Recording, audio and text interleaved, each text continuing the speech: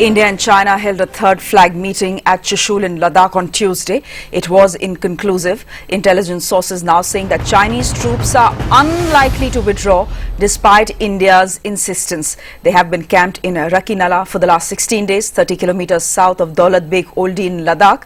In the flag meet, China demanded that India dismantle bunkers and stop work on roads close to its perception of where the line of actual control runs. The issue figured in a high-level meeting chaired by Defence Minister A.K. Antony with the National Security Advisor and the 3 service chiefs as well. Chinese troops camped in Rakinala, eastern Ladakh may never go back, according to assessments by senior government and intelligence officials. They say China may have initiated the intrusion to see how India would react on the ground. Until now, India's response has been only diplomatic.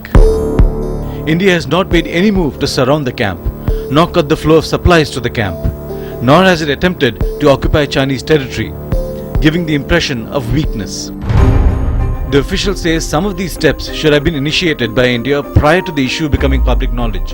Now the matter is out of the military's hands, as it is being driven by the China Study Group, most of whose members, barring the MEA, have very limited understanding of China. Officials do expect some gesture by the Chinese to mollify India ahead of their premier's visit in May. But this may amount to no more than a token declaration of their willingness to resolve the issue, accompanied by demands that could impact on India's infrastructure build-up in Ladakh or operational aspects. If there is a withdrawal, it will be on China's terms, at a time of China's choosing, underscoring Beijing's status as the dominant player in the relationship with India. In New Delhi, Surya Gangadharan. Mr. Khurshid, reports now at the ground that the Chinese troops, far from even thinking about leaving this area of Rakinala, have actually pitched a 5th tent. Tell us what you know about what is happening there. There's a difference of opinion and there's a difference of perception, but there's no confrontation. We can express concern, but we didn't press any panic buttons. 19 kilometers sounds like something that should set off a panic button, that should in fact be called an incursion. How many troops, how far in, is not necessarily a full answer. We have said that it's adverse to our interest, it's adverse to our understanding and our perception of the line of actual control, and we do believe that there is an issue that needs to be resolved. We are in the process of resolving it, and we are reasonably confident that we will achieve that objective. You are headed to Beijing next week.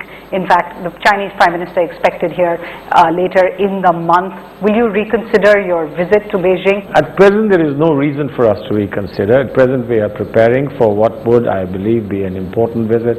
I will have the opportunity to see the leadership that has taken charge in China, who are very, very keen and have made it very clear that they want to continue with the wholesome relationship that our Prime Minister and our government had developed with the previous leadership.